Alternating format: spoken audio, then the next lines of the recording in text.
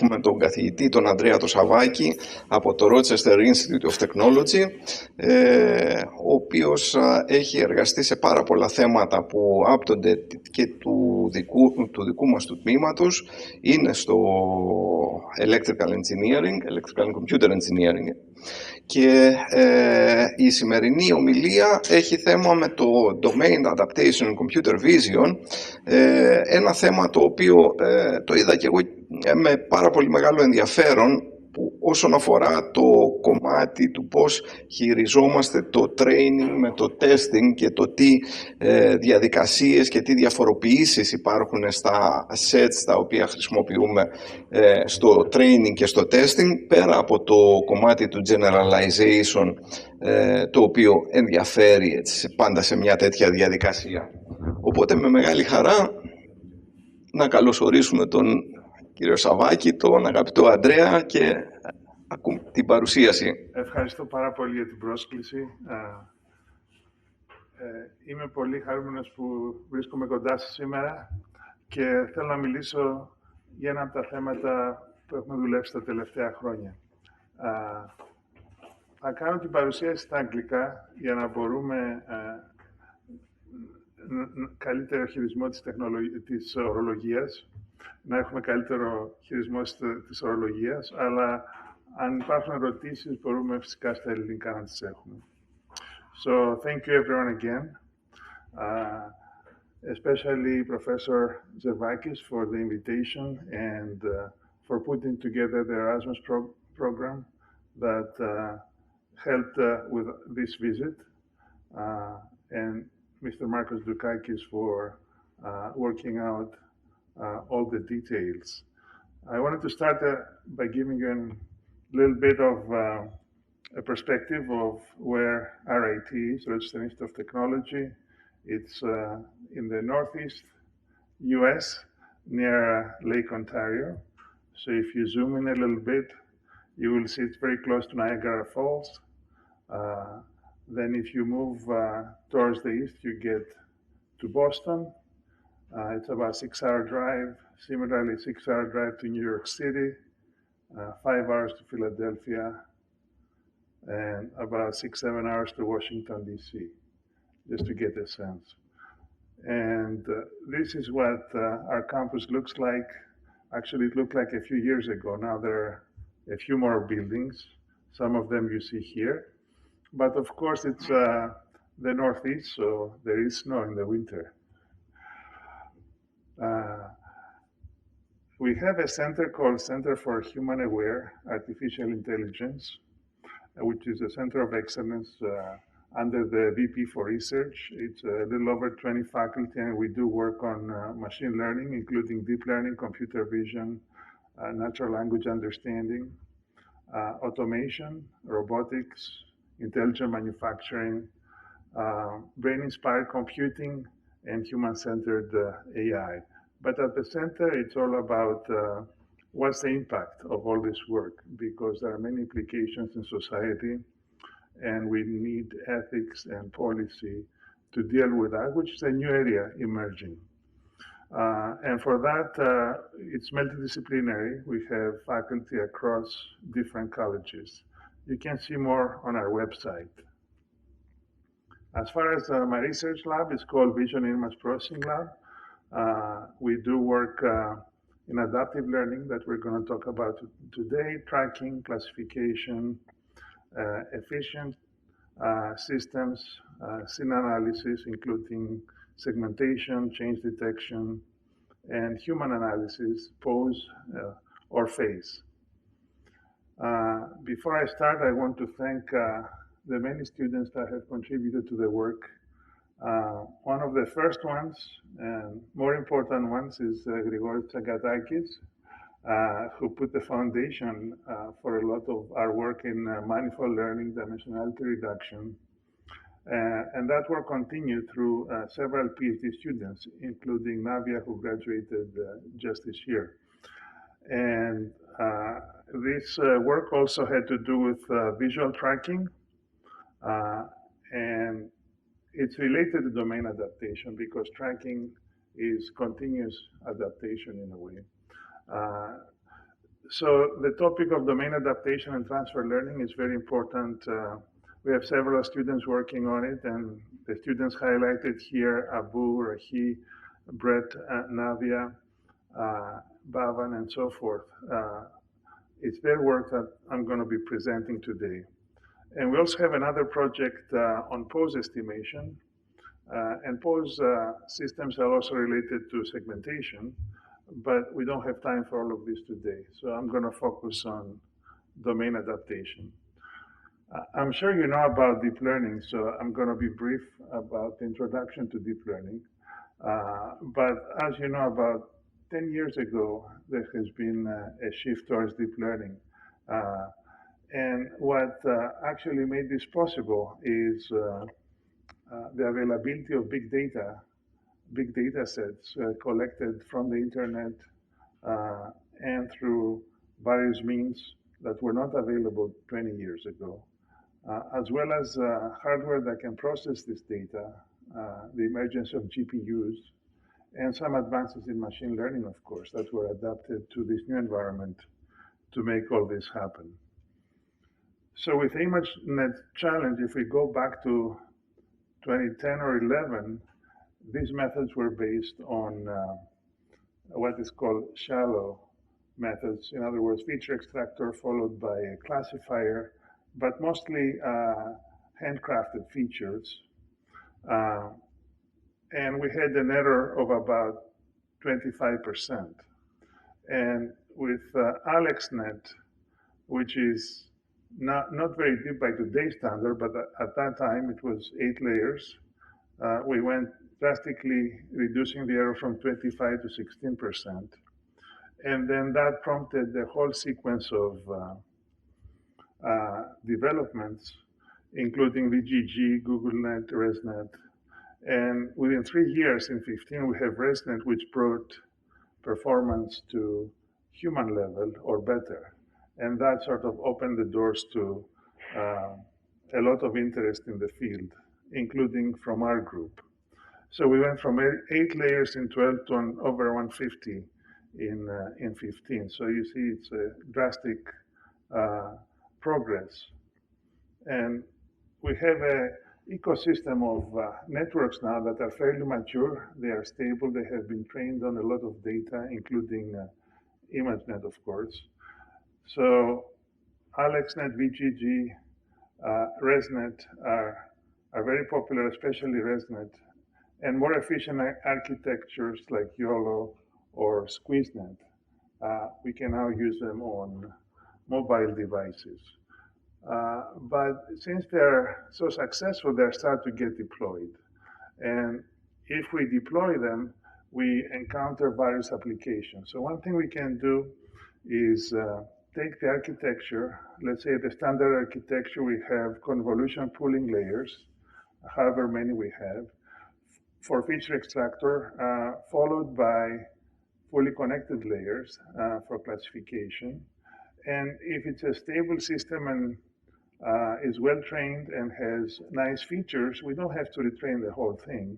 Especially if we don't have a lot of data, we can just focus on the last few layers and just fine-tune to do transfer learning for the application of interest. Now, this is all working well, but it requires that we have labels on the new data that we're interested in. So I'll talk about why we actually need domain adaptation if everything works so well. And I will motivate domain adaptation by one of our own experiments that we did back in 2016 when we're looking at pedestrian detection from aerial platforms, let's say UAV. At that time, there were not too many data sets with this type of information. So we decided to take some videos and extract patches that contain people versus no people. And in order to get interesting patches, we used an object detector called edgeboxes. So that looks at the object nets of a particular region and decides whether or not it's worth considering as an object or not. So we try to avoid very uninteresting regions like the flat backgrounds. So we had a data set that we used called ARG test, and that was 960 by 540 pixels per frame. And that was sort of our training data. We split into train and test. And for the training data, we trained, and then we tested, and it did really well on the test data, over 99%, as you can see here. But then if we tried it on other videos, let's say higher resolution, 1920 by 1080, the performance dropped to 95.7. And if we tried to a low resolution, 360 by 240, it dropped even more, less than 85%. So we have drastic decrease in performance simply by changing the sensor and a little bit change in the environment. So then we started to wonder, well, how can we improve on that? That motivated our interest in how do we adapt the system to a new sensor, to a new environment that it may encounter when it gets deployed. Now, related to that, there is a paper from 2011 called Unbiased Look at Dataset Bias, which kind of says that if you look at different data sets used in computer vision, each of them has its own look and feel. So you can look at the data set and sort of figure out which one it actually is. So we played the game. Here's some images, and here are the data sets. Can you match the data set to the image? And several of them you can match pretty easily, and some of the others you can try a couple of times and figure out. So it's pretty easy to match, which means that every one of them has a specific look that the data used to train a particular model, the model will learn that particular look. And it may not be able to generalize to the other data sets. So we want good generalization. And when that's not possible, we want to adapt to the new data. So then what we want to do here is we may train on one data set, let's say it's a DSLR camera, and then collect data from the internet, let's say from Amazon. We want to adapt to this new look. Or we may collect data from a different camera, webcam. We want to adapt to the new look. So this is one of the early domain adaptation data sets. It has DSLR, Amazon, and webcam, about 20 classes. And we want to be able to adapt from one domain where we train, called the source domain, to a domain where we test, called the target domain. So we train the source, and then we want to adapt to target. Now, if we have labels in the target domain, then we do transfer learning, right? We retrain the last few layers, and we're good to go. Or we may not have labels. If we don't have any labels, we are in an unsupervised adaptation because there are no labels to train on. And that's the most common scenario that we're going to encounter. In some cases, maybe we have a small number of labels. Then we are in a semi-supervised adaptation. So we're going to talk a little bit about these different scenarios. We also may have closed set versus open set. Closed set meaning that we have the same classes present in the source and the target domain. So let's say we have 3 classes that we train in the source: beach, baseball field, and residential neighborhood. If we have the exact same 3 classes in the target, that's closed set. But we may have some new classes in the target domain. Then we have open set because we can have other classes there. It's also possible to have more classes in the source and fewer in the target. That's called partial. In this work, we're going to focus more on the closed set domain adaptation, same classes in the source and the target. Now, as things change over time, we can have incremental learning. Let's say we have a face recognition on a device, and the face keeps changing because we grow a beard or we change our glasses. This can be done over time, but it will be done with a little bit of data at a time. Every day I just take a few pictures of myself. I won't take a lot of data into the system. And we want that data to be used to adapt the system incrementally. So that's one scenario. The other is we train the system. Let's say we use images from New York City, then we deploy in Paris. We have a different look and feel. So it's a very sudden change. And that would be the domain adaptation scenario. In this case, let's say unsupervised domain adaptation and closed set. So how can we actually approach this problem? We have a feature learning part of our system, whether it's deep learning or not, and we have a classifier part. And the feature extractor is initially trained in the source domain, and the classifier is trained in the source domain. Then when we go to the target domain, we're going to have different features. What we can do is try to align the features between the source and target. If we align the features, then we can use the same classifier. Another approach is we let the system learn the target domain, and then we try to adapt the classifier. The more common approach is try to align the features. And one way to align them is to think of each of the representations as a vector space. So we have a vector space in the source and a vector space in the target domain. These are not necessarily aligned, but we can find some way to adjust them, let's say similar to a change of basis transformation, to try to align them. Or we can use correlation methods to align them. Or we can use some adversarial approach to align them. So subspace alignment is very common. Well, if it's a subspace, we can also think about the representation as a manifold, right? If we're interested in manifold learning, but that's a little bit of a different discussion.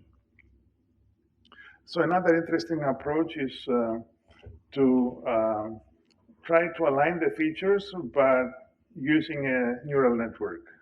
This is the domain adversarial neural network approach. So we have a feature extractor stage at first. Then what we want to do is adjust the system. So we have two paths. We have one that can predict the class and one that can predict the domain. What we want is features that can predict the class very well, but they are domain invariant. We don't want the features to be domain specific. So we want the features to do a very good job on the class. That's the problem we're after. But we want domain confusion, actually. We don't want the domains to be separated easily from the features. That way we ensure that the features are invariant. So using these two paths, we have a training of the network to try to learn good features that are predicting the class, but not the domain. Another approach uses the idea of adversarial learning that was popularized by the generative adversarial networks, the GANs. So here we have adversarial discriminative domain adaptation.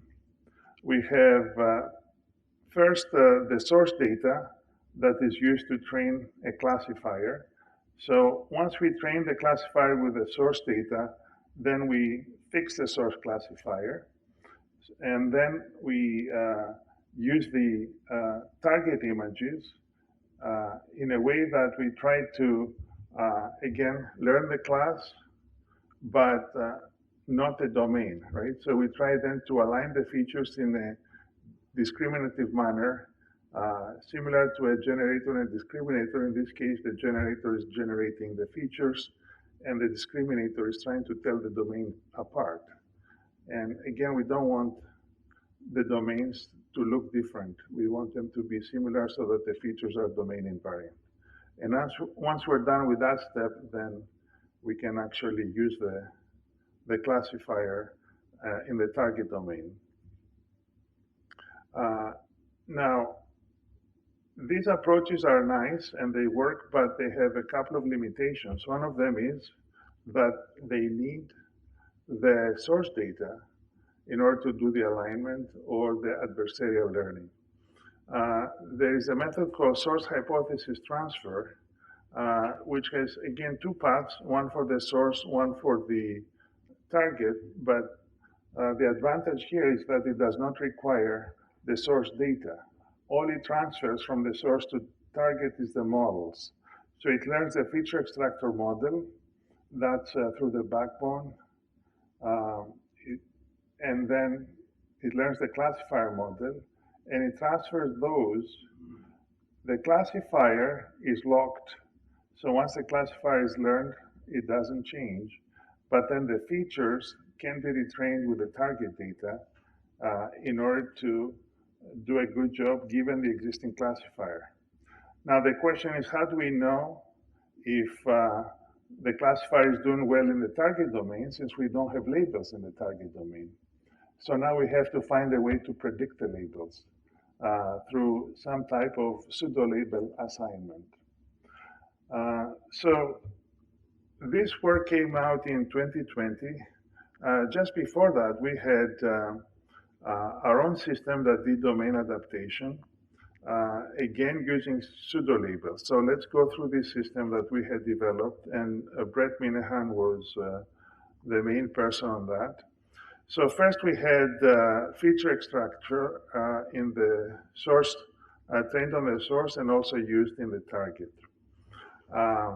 The features were then aligned through a subspace alignment, except instead of principal component analysis to get a representation, we used LPP, locality present projections, because it does a little bit better.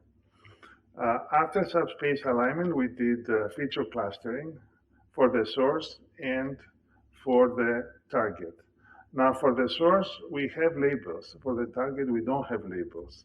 So the idea here was, since we have the clusters and we have labels for one set of clusters, can we do cluster association so that if we associate the cluster from the source with a cluster in the target, we can actually do label transfer.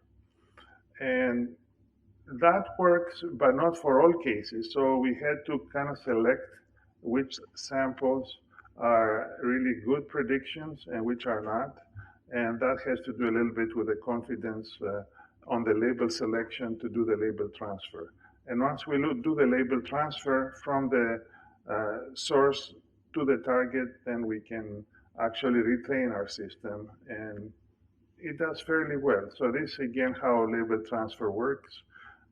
First, we do the clustering in the source and the target. The source has labels, the target does not. Then we do the alignment, and we see how the clusters align. And the clusters that are closer to each other, we can actually associate and transfer labels. And once we transfer labels, we retrain. These are the digit data sets that also are commonly used in domain adaptation. We have MNIST, synthetic MNIST, USPS, and SVHN. And here we can show some examples of how the features try to align to each other from MNIST to SVHN, for example. Initially, we don't have good clustering. After clustering and subspace alignment, we have a little bit better performance, but not great. If we eliminate the low confidence, we get a little bit better overlap for transfer. And after the label transfer, the performance is 78%. It's not excellent, it's okay. Because this is a tough adaptation task. MNIST, that you see here, MNIST is simpler looking than SVHN. So going from simpler to more complex is a more difficult adaptation task. Going from a more complex to simple is an easier adaptation task. So this was a hard case. This one is a better case. From synthetic digits, which are colored to SVHN, we have, as you can see here, better alignment, better clustering, and better label transfer. So now we can do up to 95%. So the next topic is, what if we had some samples, right? If we have some samples with labels from each class, then we don't have to guess so much. We can actually use those to guide the correspondence between clusters. And this one led to our work on targeted adversarial domain adaptation. So we took the adversarial approach and we actually used some known labeled samples to do the transfer and association of labels from one cluster to the next. So this is the system. I'm going to skip some of the details here just to show you how the classes align.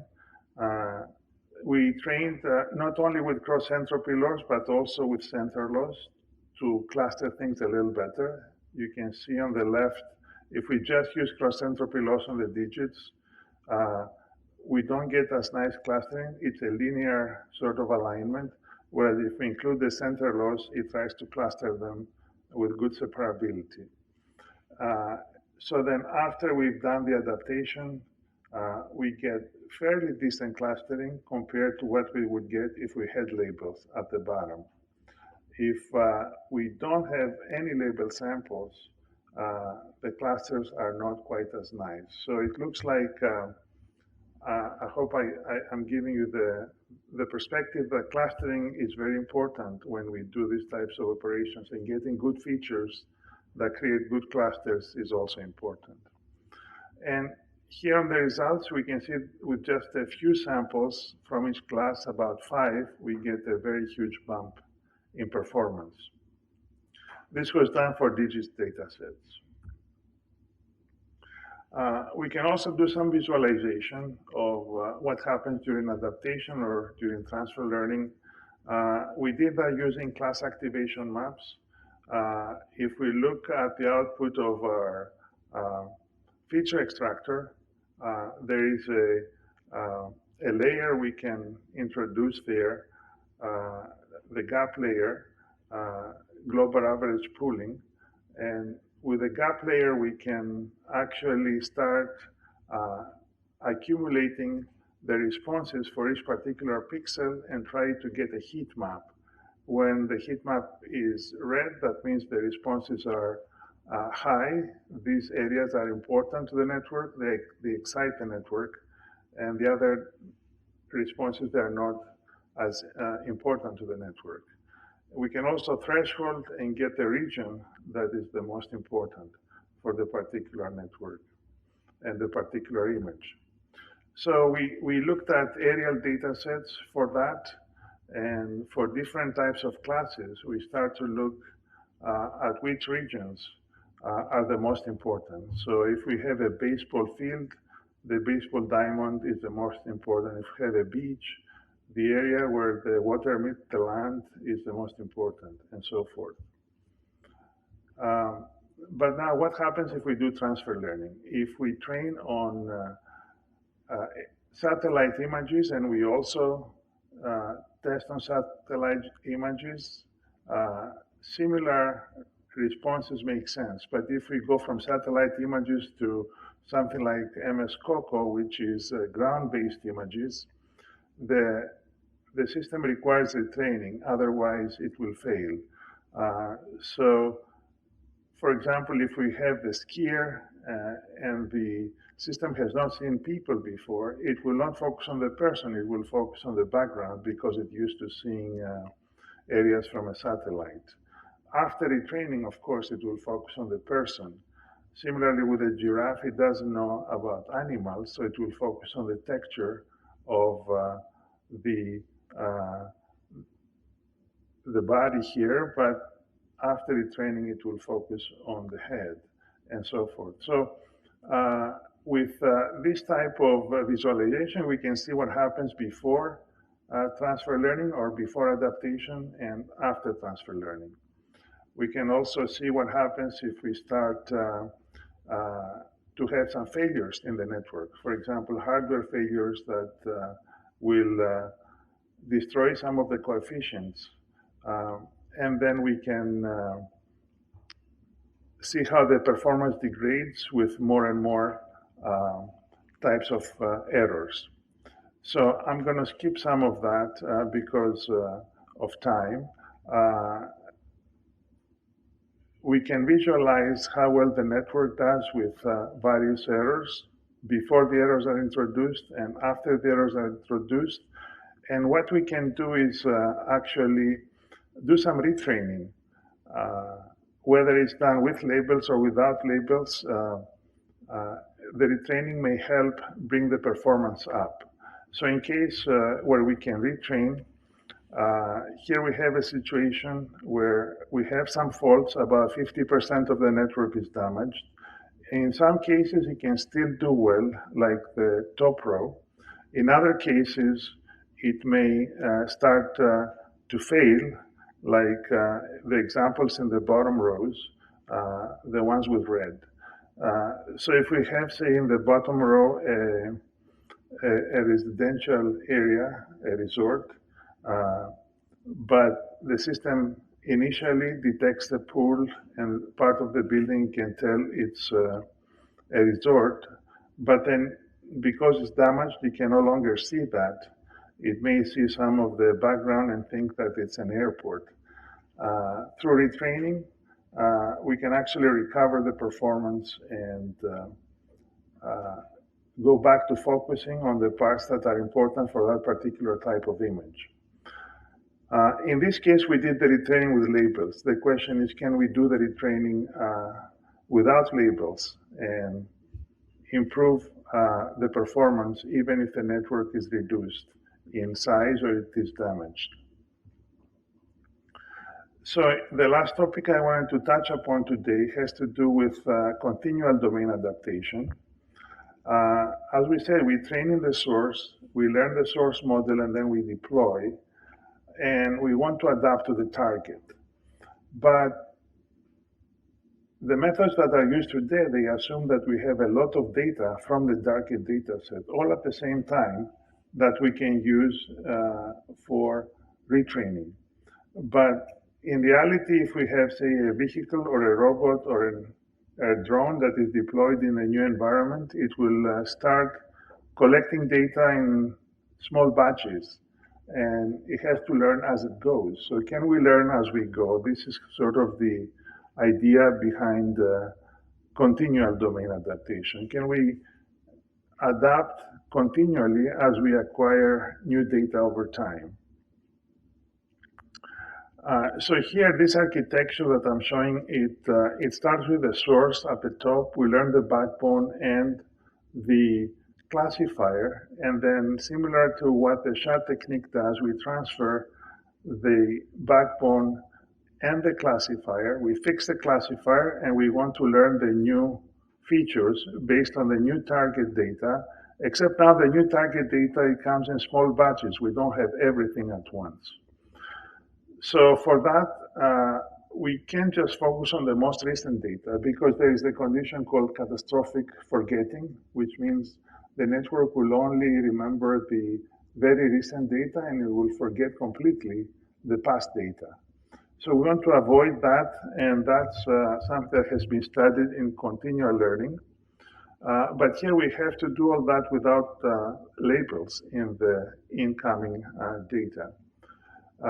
So the approach we've taken is to use a buffer where we store selective samples from the already seen data as they arrive, as well as the new batch that's just coming in. And the way we populate the buffer is in a way that tries to make equal representation from each of the classes if possible. So as we start to get data, we populate the buffer with equal amount from each class, as well as the new batch, and then we use that to do our adaptation. Now, in this case, again, we need to do clustering in order to do pseudo-label prediction and be able to retrain. So there is a clustering process taking place. So this is a little bit of an explanation in what the buffer is doing. We use deep cluster for the clustering techniques, and we do a sample replacement. We randomly drop some of the old samples and replace them with the new samples when they come in from a new batch. It's important to try to keep the equal number from each class. So we have a class balanced representation of our data. If we don't do that, one class could dominate versus the other classes simply because we're getting more samples from that class, and then the system will be biased towards that class. So we try to make it as even as possible in terms of the sample representations. These are some of the results. We don't have to go to all the numbers, but generally we can do pretty well in the continual setting in reaching the performance of what we would get if we had the full data set. And finally, we can look at the continual learning or continual adaptation scenario in a supervised manner when we have gradually varying domains, meaning instead of having a very sudden change from source to target, we have some intermediate representations.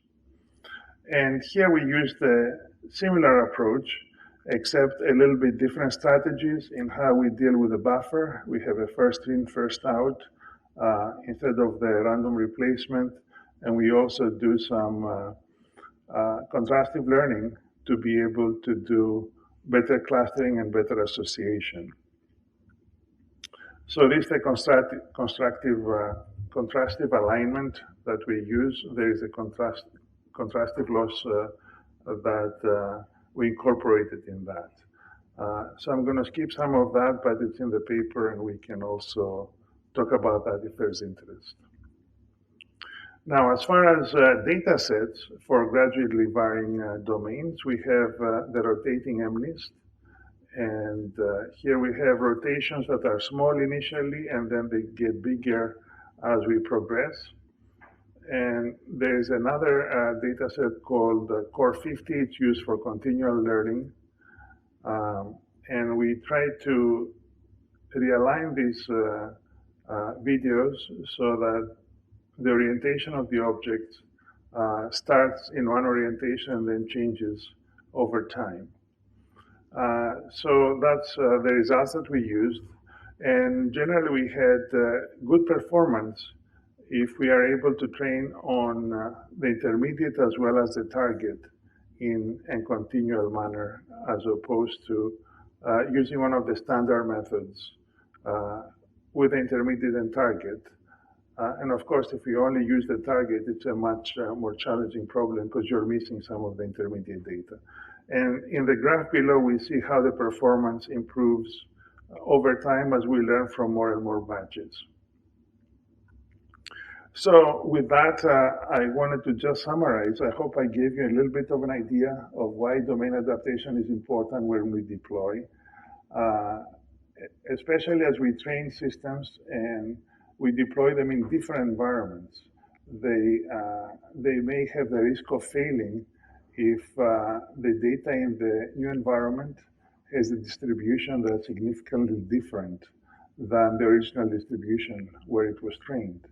So for that, there are several techniques we can do to predict pseudo labels through clustering, alignment, and label transfer, so that we can retrain the feature extractor to learn a better representation in the new domains.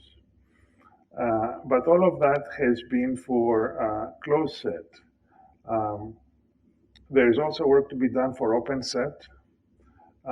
We very often encounter domains where the data set is very imbalanced. So for example, if you look at cars on the road, you're going to see a lot of sedans, not as many buses, not as many trucks, and not as many motorcycles. So the data may be very biased towards one class and that can actually bias the system. So how do we deal with long-tail distributions is an important area.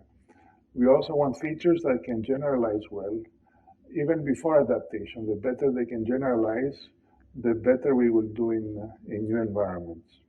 And of course, if we're in a continual setting where we only get a little bit of data at a time, we have to deal with data sparsity as we go. So there are some new interesting problems that we can look for future work. There are some publications that we have, and of course, I'm happy to share and discuss any of those. So with that, σας ευχαριστώ. Thank you very much. And it's a pleasure to be here. Thank you.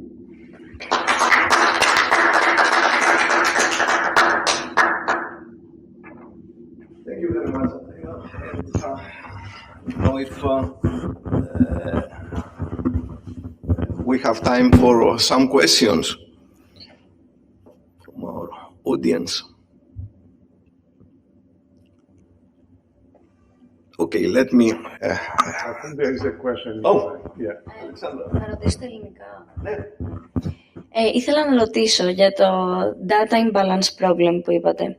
Ότι εφόσον έχουμε, ας πούμε, πολλές εικόνες από trucks, πολλές εικόνες από bikes, γιατί δεν μπορούμε απλά να τα αντιγράψουμε, να κάνουμε πολλά copies από αυτό, για να το χρησιμοποιήσουμε ώστε να έχουμε ίδιο αριθμό, ίδιο amount από samples. Yeah, so, ναι, ευχαριστώ για αυτήν την ερώτηση. Έχει να κάνει με το data augmentation. Δηλαδή, αν έχουμε λίγες εικόνες από ένα συγκεκριμένο type of vehicle or other type of class, we can do data augmentation in several ways. We can flip, crop, scale, for example, or we can use a generative network that will try to learn the look and generate more data. So that is a possible way around it. The question is, will it cover all the different situations you might encounter? So there are some situations like 3D rotation that is very hard to get out of these types of transformations we just talked about. Or it could be a different look because there is a new model of car, right? Είναι ένα καινούργιο μοντέλο που δεν το έχουμε δει ακριβώς πώς είναι και δεν μπορούμε να το προβλέψουμε. Οπότε it partially solves the problem, but not completely if we do data augmentation, I guess, is the answer. Thank you. Yeah.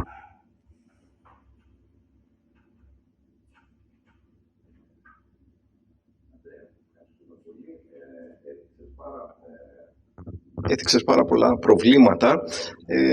Πολλά από τα προβλήματα είναι και στο κλασικό, στο κομμάτι του training, όχι μόνο στο deep training, όπως για παράδειγμα το κομμάτι του unbalanced dataset που μπορεί να σε οδηγήσει σε overtraining, οπότε έχεις διαφορά μεταξύ του training και του testing. Από την άλλη μεριά υπάρχουν και κάποιες τεχνικές οι οποίες εφαρμόζονται με κάποια μορφή bootstrapping των δεδομένων, ούτως ώστε να κάνουν αυτό που λες, αυτό το manifold-aligned με μια άλλη μορφή, πιο μπροστά από τα δεδομένα, όχι από το αποτέλεσμα, ούτως ώστε να μπορέσουν να κάνουν καλύτερο generalization. Θα μπορούσε να υπάρχει, θα το βλέπεις ότι μπορεί να υπάρχει ένα συνδυασμός τέτοιων training μεθόδων που να χρησιμοποιούν και τη μία κατάσταση και το deep learning και το manifold alignment, αλλά και bootstrapping. Ναι, αυτό όντως μπορεί να γίνει. Υπάρχουν κάποιες δουλειές τελευταίως που προσπαθούν να κάνουν data generalization με bootstrapping ή παρόμοιο με το data augmentation να κάνουν mix-up όπου παίρνουμε τα samples και κάνουμε κάποιο συνδυασμό, τα συνδυάζουμε με κάποιο τρόπο ώστε να βρούμε μια καινούργια εικόνα που δεν υπήρχε πριν και να μπορέσουμε να κάνουμε καλύτερο generalization. I guess η κύρια ερώτηση είναι πώς θα διαφέρει το αρχικό distribution των δεδομένων με εκεί που θα βρεθούμε όταν θα χρειαστεί να λειτουργήσουμε. Και αυτό είναι ένα πρόβλημα το οποίο δεν έχει κοιταχτεί το αυτό αρκετά. Δηλαδή, ποια είναι η διαφορά από το αρχικό dataset στο καινούριο dataset. Και πώς μπορούμε να ξέρουμε αν αυτό είναι ένα εύκολο πρόβλημα, να κάνουμε generalization ή adaptation, ή αν είναι ένα δύσκολο πρόβλημα. Είναι κάτι και αυτό που κοιτάμε, αν και δεν πρόλαβα να το αναφέρω. Οπότε, ναι, αυτό που είπες, Μιχάλη, για κάποιες τεχνικές, ακόμα πριν να φτάσουμε στο adaptation during training, αυτό είναι όντως κάτι που μπορεί να βοηθήσει.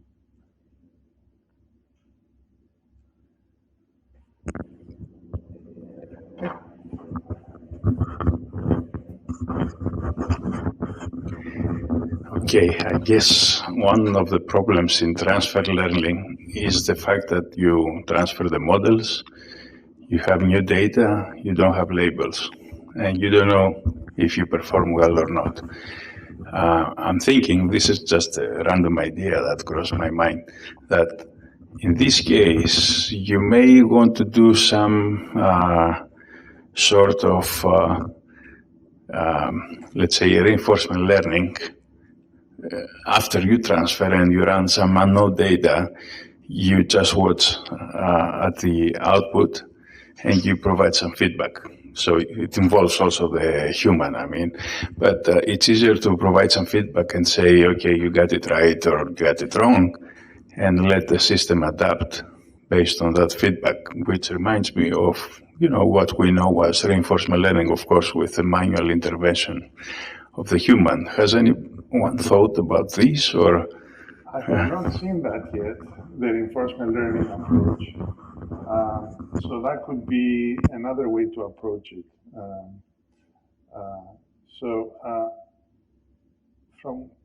From what I know in reinforcement learning, you need a set of rules of the way to kind of give the feedback, right? Positive or negative.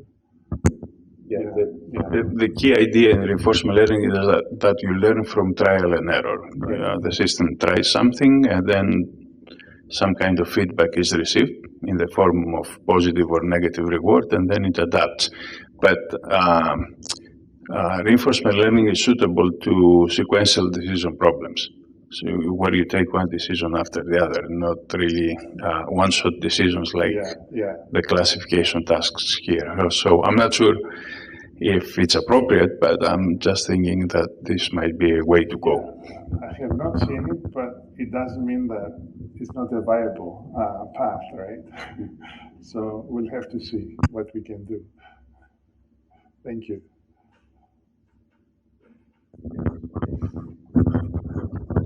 Να κάνω και εγώ μια ερώτηση. Ευχαριστούμε πολύ. Ήθελα να ρωτήσω στο κομμάτι του incremental ή του online learning, το memory requirements ποιο είναι? Είναι ένας representative από κάθε κλάση ή θέλει και κάτι παραπάνω? Yeah. So that's a good question. How do you decide what is your memory requirement? So the nice thing in this system or in this system is that you don't need the source data any longer, right? You train and you throw it away. All you transfer is the models. So the memory that is needed is first to store the models, right? However big they are. And then on the buffer, which is where you actually store your incoming data, you can decide how big the buffer can be depending on your memory requirements. So it can be smaller, and then you have less data, which means you can not remember as much of the past data as you otherwise could. Or it can be bigger, which means you can store more of the past data and have more data to actually do your adaptation on in a particular time. So it's a lot more memory efficient. And then you have to decide what is your platform requirement even your model you may have to trim down if you have a lot of constraints on your memory. And then what is the size for the buffer? And there is a little bit of overhead in the clustering here, but the big one is the model and then the buffer.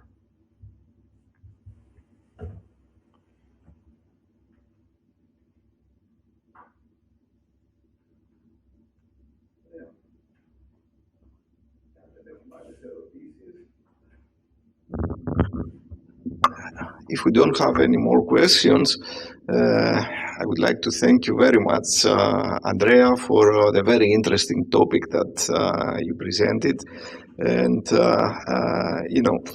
we're working on different problems of learning, deep learning, related not only to environmental surveillance, not only to modeling as Dionysios is doing, but also with biomedical data, which is also very prone to techniques like that, because also of the evolution of the data sets, changes and the dynamic domains in the biomedical arena. So essentially we're open to collaborations. We have the chance through, first of all, the Erasmus Plus International to visit us again, and for us to visit you, and for our students to visit your group. I think you know the quality of our students. You have already gone through that, and our great ambassadors are very good in promoting our let's say quality of education. So with all that, I would like to thank you very much and hope that we continue on our collaboration.